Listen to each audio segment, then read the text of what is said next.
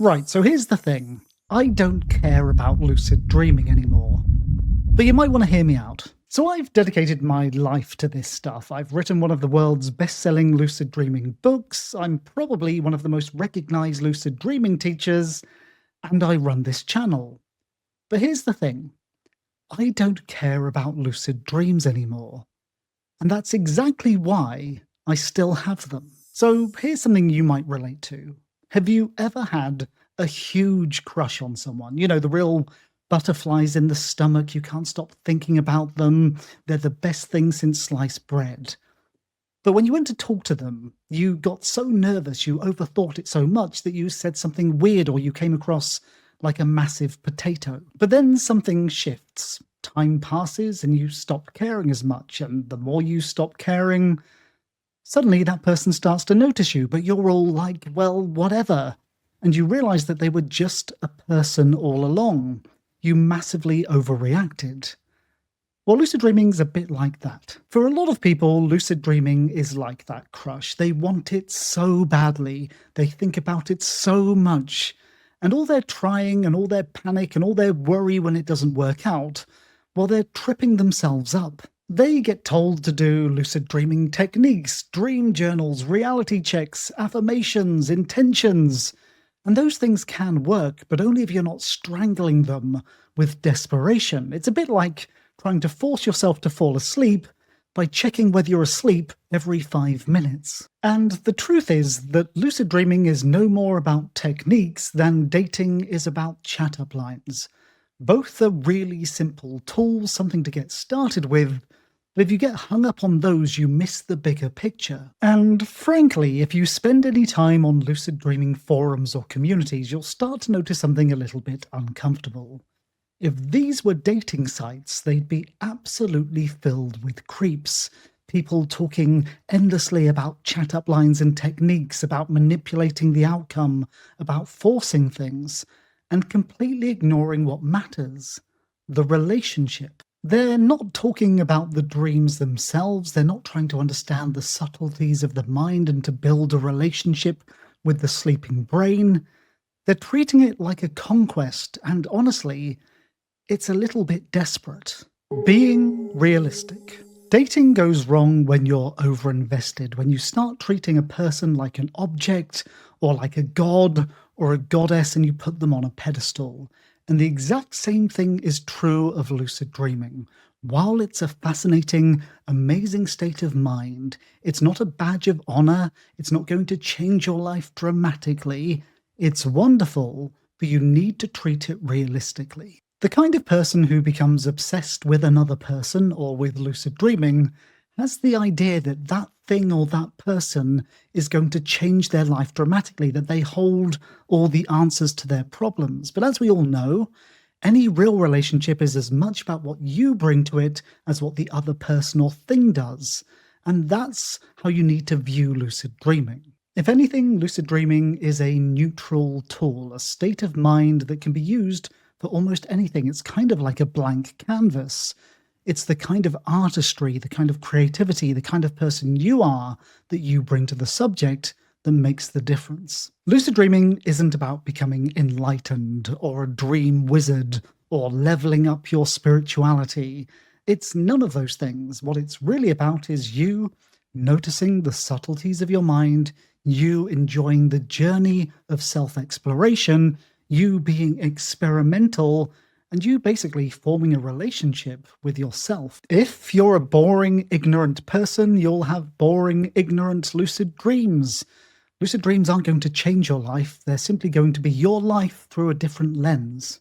And I'm not saying any of this to diminish lucid dreaming or to put you off the subject, but to realistically frame what you're getting into so you don't put it on a pedestal, so you don't get overexcited, and with that overexcitement, make the whole thing much harder. Or in other words, I want you to stop caring about lucid dreams, the result, and to start caring about the journey. Building a relationship.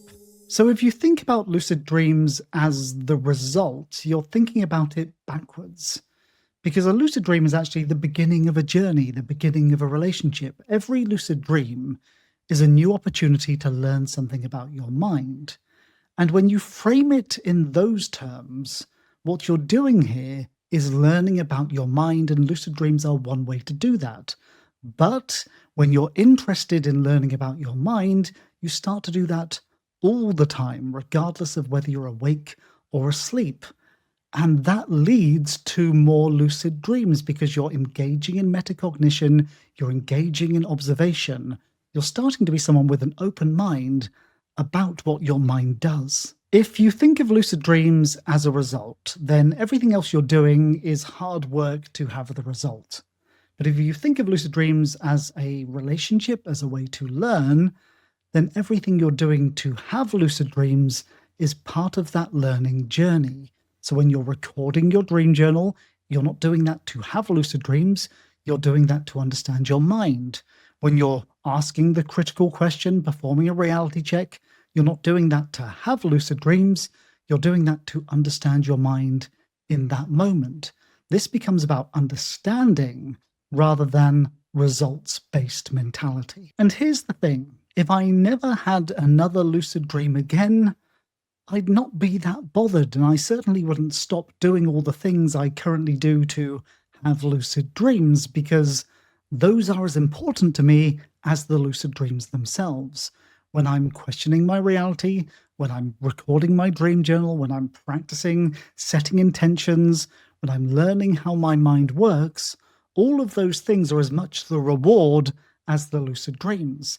And because I frame it that way, because that's how I interface with this subject, the entire thing is fun, investigative, enjoyable, and sustainable. And what it also means is when you're lying in bed at 4 a.m. and you're feeling tired and you can't be bothered to do another technique, you're not even thinking in those terms anymore. You're laying there thinking, oh, well, this is interesting. I wonder what my mind's going to do.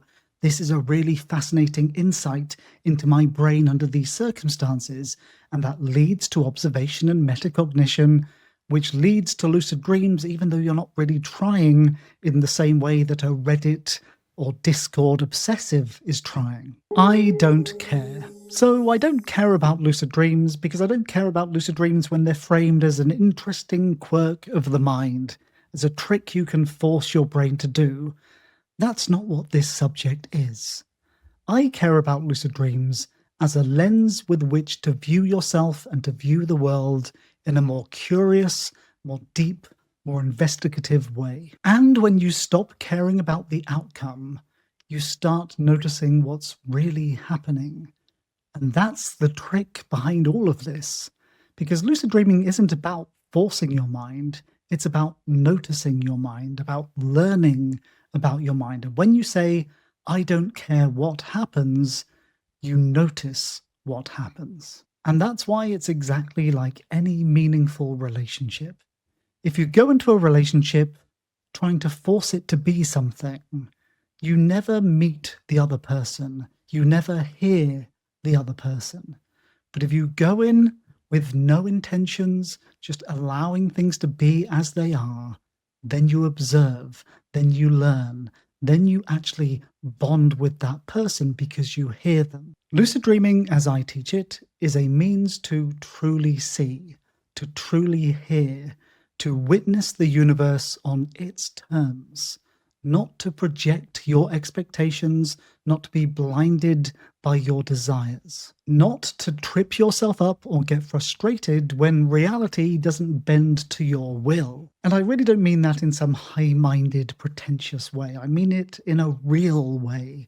Because lucid dreaming is going to be you standing in a cosmic theatre staring at the beginning of the universe, but it's also going to be you at 5 a.m. having a pee and pinching your nose, seeing whether you can breathe.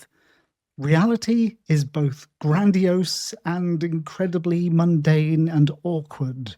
But in order to see that, in order to understand that, you need to be open to everything. And that means not caring. Not caring about lucid dreams, not caring about the outcome, not caring about whether reality matches your expectations. Because when you don't care, that's when you start to see. And if lucidity is anything at all, It's seeing reality clearly. And if you want to see reality even more clearly, try watching one of the videos on the screen right now. I'll see you there.